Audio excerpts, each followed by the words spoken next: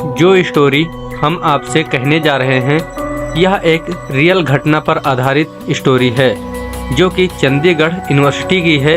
इसका रेफरेंस आपको times of India पर देखने के लिए मिल जाएगा। तो हम स्टोरी को शुरू करते हैं। रात के सन्नाटे में जब चीखें गूंजती हैं तो लगता है कि कोई अभी भी यहाँ मौजूद है। चंडीगढ़ भारत का सबसे खूबसूरत शहर, चौड़ी सड़कें, हरियाली और सुनियोजित इंफ्रास्ट्रक्चर इसे सबसे आधुनिक शहरों में से एक बनाते हैं। लेकिन इस चमक दमक के पीछे कुछ ऐसा भी है जो हर किसी को नज़र नहीं आता। शहर के बीचों बीच पंजाब यूनिवर्सिटी का सावित्रीबाई फुले हॉस्टल भी उन जगहों में से एक है जिसे लेकर कई डरावनी कहानियाँ कही जाती है। यह हॉस्टल लड़कियों के लिए बना हुआ है। यहाँ रहने वाली छात्राएं दावा करती हैं कि उन्हें रात के अंधेरे में एक रहस्यमयी साया महसूस होता है। कुछ लोगों का कहना है कि ये सिर्फ मन का भ्रम है, लेकिन जिन लड़कियों ने उस साये को अपनी आँखों से देखा है उनके लिए यह सिर्फ एक कहानी नहीं बल्कि हकीकत है। इस हॉस्टल में एक छात्र की आत्महत्या की खबर आज भी छात्रों को जहन में ताज़ा है। 24 सितंबर 2007 की रात जब पूरा हॉस्टल गहरी नींद में था, एक लड़के ने हॉस्टल की छत से छलांग लगा दी थी। कुछ लोगों का कहना है कि उसने खुदकुशी की थी, तो कुछ लोग कहते हैं कि वह मानसिक रूप से परेशान था। लेकिन उसकी मौत के बाद यही हॉस्टल में अजीब घटनाएं होने लगी। घटना के सालों बाद 2023 की गर्मियों में हॉस्टल में रहने वाली सिमरन कौर और उसकी दोस्त मीनल के साथ कुछ ऐसा हुआ जिसने उनकी विश्वास को हिला दिया। वो गर्मियों की छुट्टी थी और ज़्यादातर लड़कियां अपने घर चली गई थी।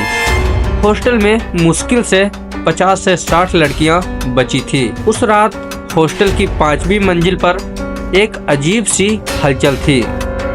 रात के 3 बजे जब सब सो रहे थे, अचानक एक लड़की की चीख सुनाई दी। सिमरन की आंखें खुल गईं। उसने देखा कि मीनल भी जाग रही थी। ये किसकी आवाज़ थी? मीनल ने डरते हुए सिमरन से पूछा। दोनों ने दरवाज़ा खोलकर बाहर झांका। कॉरिडोर में हल्की रोशनी थी, लेकिन माहौल में एक अजीब सी ठंडक थी। तभी सीढ़ियों से किसी के चलने की आवाज़ आई, लेकिन जब उन्होंने नीचे देखा तो वहाँ कोई नहीं था। शायद कोई लड़की नीचे जा रही होगी। सिमरन ने खुद को दिलासा दिया, लेकिन तभी कॉरिडोर के आखिर में एक परछाई दिखाई दी। तुमने देखा? मीनल फुसफुसाई। सिमरन ने हाँ में सिर हिलाया। परछाई धीरे धीरे उनकी ओर बढ़ रही थी। उसके चलने की आवाज़ नहीं आ रही थी, लेकिन ऐसा लग रहा था जैसे हवा में तैर रही हो। दोनों ने जल्दी से दरवाज़ा बंद कर लिया और कमरे की लाइट जला दी। सिमरन ने गुरबानी चलाना शुरू कर दिया। उस रात कोई नहीं सो पाया। इस घटना के बाद कई लड़कियों ने इसी परछाई को देखने का दावा किया। हॉस्टल में सुरक्षा गार्ड बलकरण को भी इस बारे में बताया गया। एक रात जब बलकरण अपनी ड्यूटी पर था तो उसने सुना कि 5वीं मंजिल से किसी के दौड़ने की आवाज़ आ रही है। इतनी रात को यहाँ कौन घूम रहा है? उसने सोचा। जैसे ही वह ऊपर पहुँचा, आवाज़ बंद हो गई। वह चारों ओर देखने लगा, लेकिन वहाँ कोई नहीं था। तभी अचानक उसके कंधे पर किसी ने हाथ रखा। उसका दिल जोर जोर से धड़कने लगा। उसने तुरंत पीछे देखा, वहाँ कोई नहीं था। भागते हुए उसने बाकी गार्ड को बुलाया, लेकिन कोई नहीं मिला। हॉस्टल की दीवारों पर किसी के खरोचने के निशान पाए गए, लेकिन अंदर कोई घुसा भी नहीं था।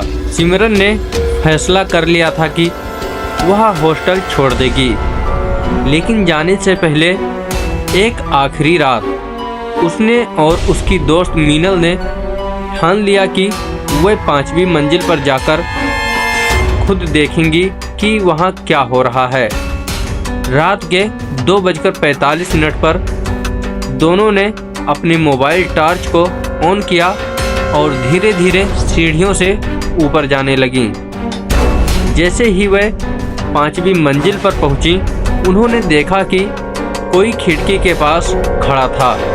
उसका चेहरा नहीं दिख रहा था, लेकिन वह हवा में लटक रहा था, बिना जमीन को छुए। भागो, मीनल ने चिल्लाकर कहा, लेकिन तभी दरवाजे खुद ब खुद बंद होने लगे।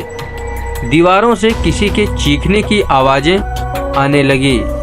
मुझे यहाँ से बाहर निकालो। सिमरन की आंखों के सामने सब कुछ धुंधला होने लगा। वह गिरने ही वाली थी कि किसी ने उसके बाल पकड़ लिए। चीखते हुए दोनों नीचे भागी और हॉस्टल को छोड़ दिया। जब यह मामला यूनिवर्सिटी प्रशासन तक पहुंचा, तो उन्होंने हॉस्टल में एक बड़ा हवन करवाने का फैसला किया।